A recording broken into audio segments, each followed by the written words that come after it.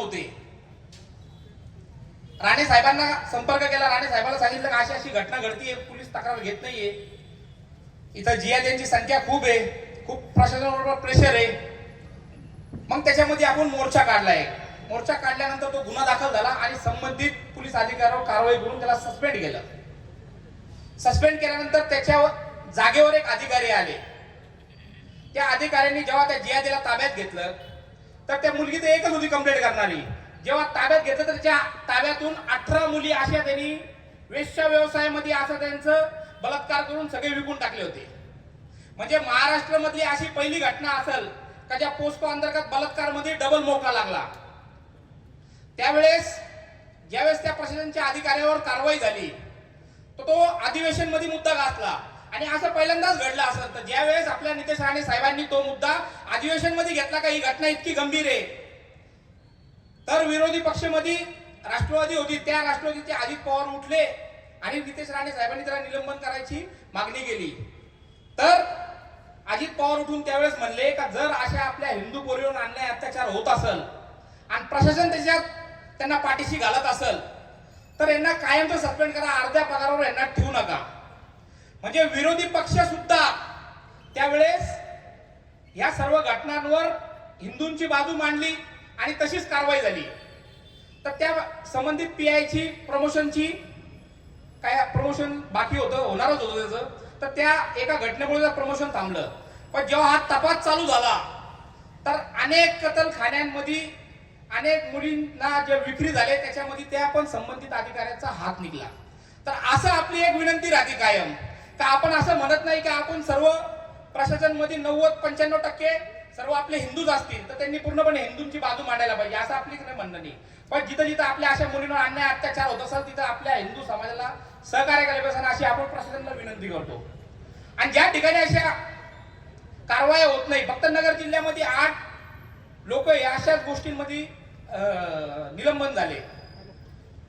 म्हणजे कुठंतरी आपण जागृत नाहीये म्हणून अशा घटना घडतात. जर आपण जर आताची जर परिस्थिती बघितली असेल, कर्नाटक मध्ये जी घटना झाली म्हणजे हिंदू मुलीला जर कुणी जिहाद्यांनी बलात्कार करायचा प्रयत्न करून मारत असेल तर कुठलाही सेक्युलर माणूस त्याची बाजूच मांडत नाही. म्हणजे ती काँग्रेसच्या नगरसेवकची मुलगी असून सुद्धा कर्नाटकमध्ये जशी त्याच्यावर कारवाई झाली पाहिजे तशी कारवाई होत नाहीये. जर अशी आपण कोणाशी अपेक्षा करत असेल तर एकच राज्य आहे आपलं यूपी, जिथं योगी महाराज जर मुलीवर अत्याचार झाला तर त्याला जागेवरच उत्तर देऊन टाकतात. तसं इथं आपली प्रशासन कुठेतरी कमी पडतीये म्हणून यांचा माज वाढत चाललाय. याचं एक कारण पण आहे, आपल्या म्हणजे संविधान बनला कधी 1950 मध्ये, 1948 मध्येच एक तयारी सुरू झाली आपल्याला माहित नसेल. 1948 ला धर्मांतर म्हणजे जे आपल्या भारतामध्ये धर्मांतर इनलिगल जे चालू होतं त्याला 1948 मध्ये परवानगी द्यायचं काम चालू झालं. म्हणजे 1948 मध्येच आर्टिकल 25 आपण कधी सर्च करा त्याच्या अंतर्गत धर्मांतर करणं हा कुठलाही गुन्हा नाहीये. पण धर्मांतर करणारा हा कोण पाहिजे? मुसलमान आणि ख्रिश्चन पाहिजे. फक्त ते धर्मांतर करू शकता, हिंदू कुणाचंही धर्मांतर करू शकत नाही असा तो कायदा आहे. म्हणजे भारताला स्वातंत्र्य भेटलं त्याच्या पूर्वीच यांनी सगळ्या जिहाद्यांनी तयारी होती आपल्या सर्वांना धर्मांतर करायचं, पूर्णपणे या देशाला ताब्यात घ्यायचं. पण ही भूमी ही छत्रपती शिवाजी महाराजांची ते विसरले होते.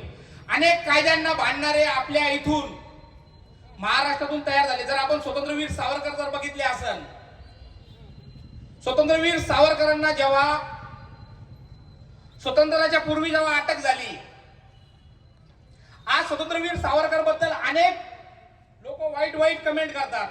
पण जर स्वतंत्रवीर सावरकरांचा जर इतिहास आपण बघितला असेल, म्हणजे जेव्हा ते अंदमानाच्या जेलमध्ये होते, ज्या ठिकाणी ते क्रांतिकारकांच्या